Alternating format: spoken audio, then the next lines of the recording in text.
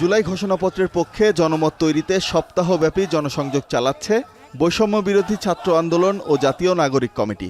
সভা সমাবেশের পাশাপাশি করা হচ্ছে লিফলেট বিতরণ। কুমিল্লা টাউন হল মাঠে জনসংযোগ ও লিফলেট বিতরণ করেন বৈষম্য বিরোধী ছাত্র আন্দোলনের আহ্বায়ক হাসনাত আব্দুল্লাহ। তিনি বলেন, 15 জানুয়ারির মধ্যে জুলাই গণ অভ্যুত্থানের ঘোষণাপত্র প্রকাশ করতে হবে। এ সময় অভিযোগ করেন, 31 ডিসেম্বরের পর বেশ কয়েকদিন পেরিয়ে গেলেও সরকারের পক্ষ থেকে দৃশ্যমান কোনো পদক্ষেপ দেখা যাচ্ছে না।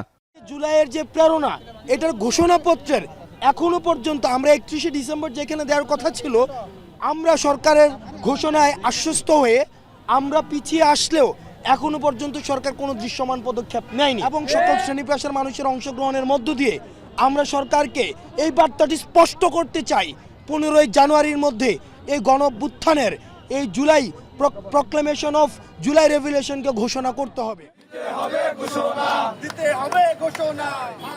এদিকে নরসিংদীতে জুলাই ঘোষণাপত্রের পক্ষে লিফলেট বিতরণ করেন জাতীয় নাগরিক কমিটির মুখ্য সংগঠক সার্জিস আলম। এ সময় জুলাই গণ অভ্যুত্থানে শহীদদের রাষ্ট্রীয় স্বীকৃতি ও আহতদের বিনামূল্যে চিকিৎসা সেবা প্রদান, ঘোষণাপত্রে বৈষম্য বিরোধী ছাত্র আন্দোলনের নেতৃত্ব উল্লেখ, আওয়ামী খুনি ও দোসরদের বিচার নিশ্চিত করার স্পষ্ট অঙ্গীকার, নির্বাচিত গণপরিষদের মাধ্যমে নতুন গণতান্ত্রিক সংবিধান প্রণয়ন, ফ্যাসিবাদী রাষ্ট্রকাঠামো বিলোপসহ ঘোষণাপত্রে 7 দফা অন্তর্ভুক্তির দাবি জানান সার্জিস আলম।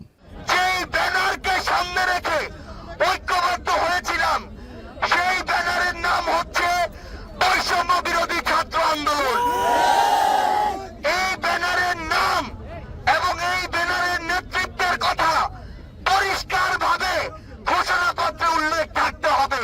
আওয়ামী খুনি ও দোসরদের বিচার নিশ্চিত করার স্পষ্ট অঙ্গীকার ব্যক্ত করতে হবে।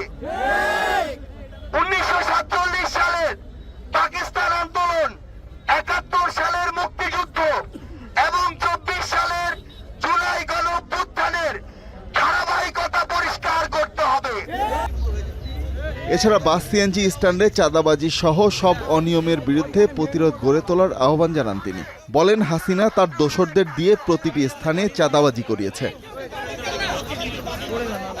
শোভন মাহমুদ খান, এখন।